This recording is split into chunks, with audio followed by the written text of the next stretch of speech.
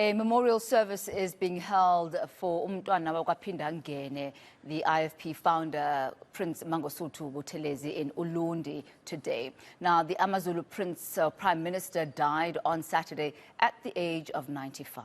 Now, thousands of people expected to gather at the stadium later this morning. We were hearing from reporter Mangosuthu this morning, the ANC Deputy President Paul Mashatile leading party officials to Buthelezi's homestead yesterday to pay their respects, but it wasn't the only party that was there. Yeah, certainly we saw the EFF, the Democratic Alliance, who also visited his home ahead of the funeral service, which will be taking place on Saturday.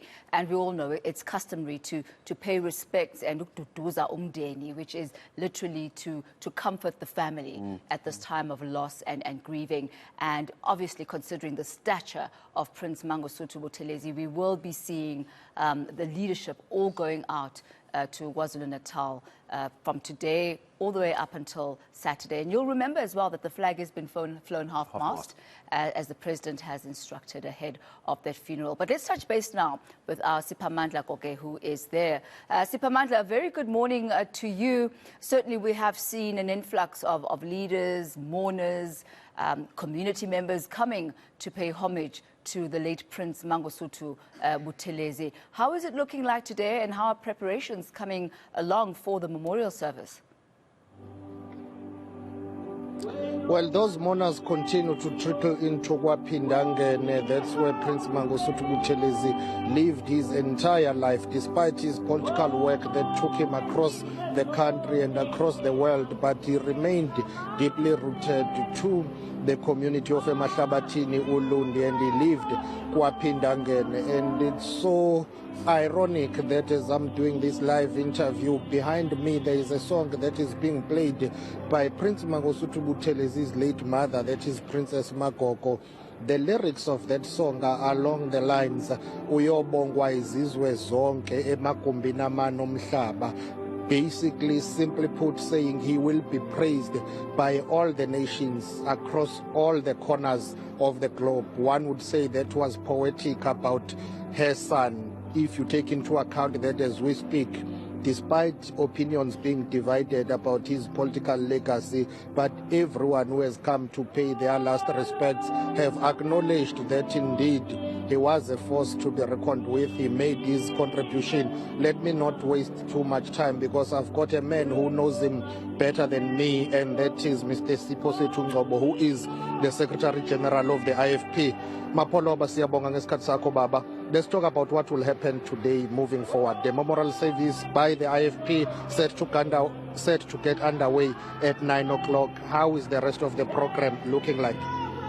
Well, it's one of those days. It's going to be people coming in drips and drabs already. Buses are collecting them, and they are coming in big numbers. Today is the memorial service of a big man. This memorial service is going to allow everybody to get an opportunity to participate, because not everybody can maybe be able to do so on Saturday. So we made sure that everyone who wants to participate in this memorial service, the ordinary people included, everyone, actually it's our members, can come and participate in this memorial service. Let's talk about umntwana as the founder and leader of the IFP. As a politician yourself, you will know that, political analysts and experts are predicting that there will be some sort of challenges in terms of the IFP without umntwana. How are you going to ensure that the IFP is united and it moves forward stronger together without umntwana? It's quite true. It's quite true. A man like umntwana, it's rare to find that kind of a person. We are determined to take the party forward. We have told ourselves, it's getting into our systems, that it's not going to be like before. But what we are going to do is to pick up from where he gave the baton.